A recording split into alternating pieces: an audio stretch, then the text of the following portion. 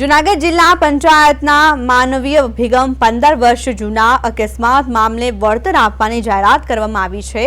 જામકા ગામે શાળાના 2 વિદ્યાર્થી પર ઝાડ પડવાની જે ઘટનામાં બની હતી તે વળતરની જાહેરાત કરવામાં આવી છે। જિલ્લા પંચાયત દ્વારા ચેક વિતરણ, મૃતક અને ઇજાગ્રસ્ત વિદ્યાર્થીના પરિવારને સહાય રાશિના ચેક અર્પણ કરવામાં આવે છે। મૃતક કિંજલબેન મકવાણાના પરિવારને ₹4.21 લાખની સહાય આપવામાં આવી છે। ઇજાગ્રસ્ત જ્યોતિબેન સોલંકીને ₹70,000નું વળતર આપવામાં આવ્યું છે। ત્યારે હાઈકોર્ટના આદેશનું પાલન કરવામાં આવ્યું છે। જૂનાગઢ જિલ્લા પંચાયતે હાઈકોર્ટના હુકમ બાદ પોતાના સ્વભંડોળની ગ્રાન્ટમાંથી આ સહાય ચૂકવવામાં આવી છે। અધિકારીઓની ઉપસ્થિતિ, જિલ્લા શિક્ષણ અધિકારી અને શિક્ષણ સમિતિના ચેરમેનની હાજરીમાં પીડિત પરિવારને આશ્વાસન પાઠવવામાં આવ્યું છે। ગામના તત્કાલીન સરપંચ તેમજ પરિવારે પણ આભાર વ્યક્ત કર્યો છે।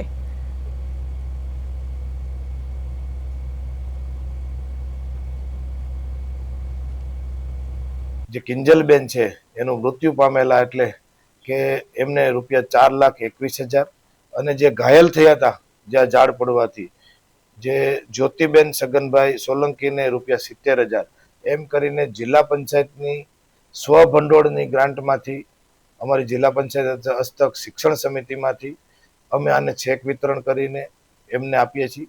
હાઈકોર્ટનો હુકમ છે। આ અમારું જિલ્લા પંચાયત વતી આ બંને પરિવારને સાંત્વનતા રૂપે આજે ચેક અર્પણ કરીને એમને આશ્વાસન આપીએ છીએ। અમારી સ્કૂલમાં ભણતા કિંજનબેન અને જ્યોતિબેન 2 વિદ્યાર્થીનીઓ ભણતા જ્યારે સ્કૂલમાંથી નીકળ્યા ને ત્યારે પવનની ગતિ વધારે હોવાના કારણે એક લીમડાનું ઝાડ પડેલું, એમાં એક કિંજલબેન છે એમનું મૃત્યુ થયેલું અને જ્યોતિબેન છે એ માથાના ભાગે ઈજા પામેલા અને એનું સોલ્યુશન આજે અમારા જિલ્લા પંચાયત શ્રીના પ્રમુખ શ્રી હરેશભાઈ ઠુમરે આજે આમ તો એમનો વિદાયનો દિવસ છે છતાં જિલ્લા પંચાયતના સ્વભંડોળની ગ્રાન્ટમાંથી શિક્ષણ અને શિક્ષણ સમિતિના ચેરમેન દ્વારા આ રજૂઆત કરતા અમારા વર્ષો જૂનો જે પ્રશ્ન હતો અને કોર્ટ કેસ ચાલતો હતો તેનું આજે સુખદ અંત આવ્યો છે।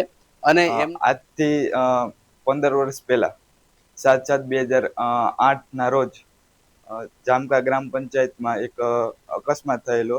તેમાં મારી બેન કિંજલબેન અશોકભાઈ મકવાણા તેમનું મૃત્યુ પામેલા છે। તે વતી